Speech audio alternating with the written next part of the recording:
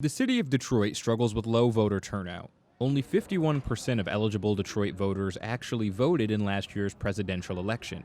Despite the low number, that was the best turnout the city had seen in the last 20 years. Less than 15% of eligible Detroiters voted in the August primary this year. This number leaves some Detroiters scratching their heads. Detroit resident Willmore Allen says the importance of voting should be obvious to black people. Well, it's a shame because, through slavery and, all the things that black people have went through and fought through just for the opportunity to vote, and they won't take it. Cyera Davis is another Detroit voter who sees going to the polls as important. If you want to see a change in the community, then that's your time to make your voice be heard and get out and vote. So why are so few Detroiters showing up to the polls? Jerome Weber is a Detroiter who doesn't believe in voting. Because I believe our votes don't go nowhere. And the only thing we voting for is the things that we think and hope for.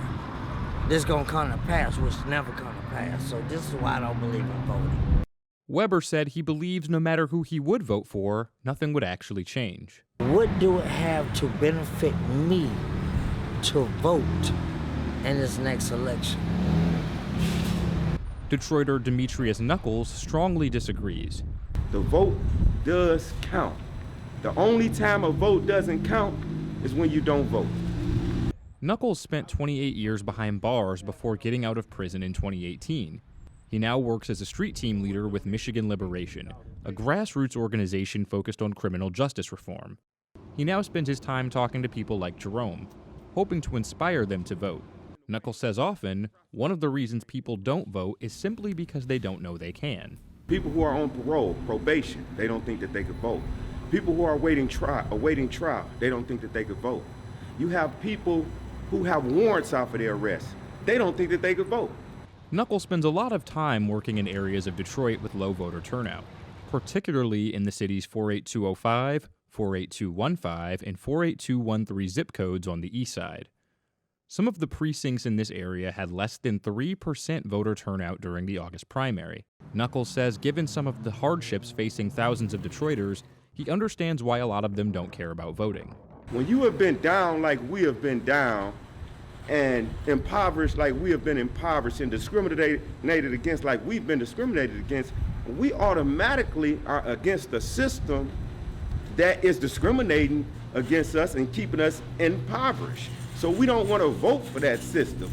Therefore, we don't think that our vote really matters in the grand scheme of elections. According to census data, nearly a third of families in the 48213 zip code live in poverty. Knuckles says Detroiters who lack resources have bigger things going on than an election. When people are down and hopeless, they have no money. He says, I'm broke, I don't have anything, I'm homeless. He do not care about an election. Knuckles believes educating citizens on the importance of voting is the only way to overcome these challenges. But what about areas that have a different set of challenges, like Southwest Detroit? Gabriela Santiago Romero is running for city council in the 6th district, which includes Southwest Detroit. She says one of the big hurdles in those precincts is so many people living there weren't born in the U.S. There's actually a lot of folks that can't vote right now, and those that can have not been engaged to do so. Santiago Romero says immigrant-populated communities in Detroit have to deal with more problems than just the language barrier. So I think folks in general, we are not asked or really told about the importance of our vote for every election. It's not something that we're practiced in doing.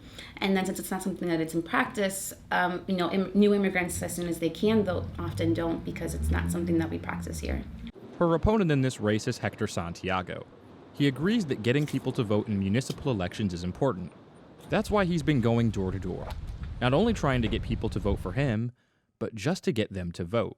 As we've seen, there hasn't been no noise around the city council race or mayoral race, and it should be a lot of noise about this because this is actually as important as a presidential race because we are running a budget. We are doing ordinances, we're representing our districts, we are the public servant for our people. So.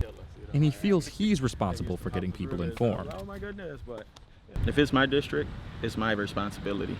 If I'm running for it, I gotta educate my people, right? And I'm not, the clerk has her job or his job, right? But at the end of the day, I got my job. And if I want the people to know who I am and to come out and vote, I got to do my work. I got to educate my people why to vote, who to vote, why to vote, you know, but I'm not saying who to vote for, but these are the pros and cons, you know, because at the end of the day, education is key. The city saw less than 20% of eligible voters cast ballots this time around, but that's about what city officials had expected since it wasn't a presidential election. That number could improve heading into next year's gubernatorial primaries in the spring. On Election Day, we caught up with Letitia Johnson, a city council candidate in District 4. Here's what she had to say about the voting process. But I went at 7 o'clock this morning, so it was nice, clean, easy, simple.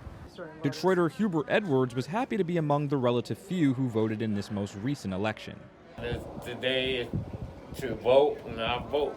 Hello. Hi, how are you? All righty.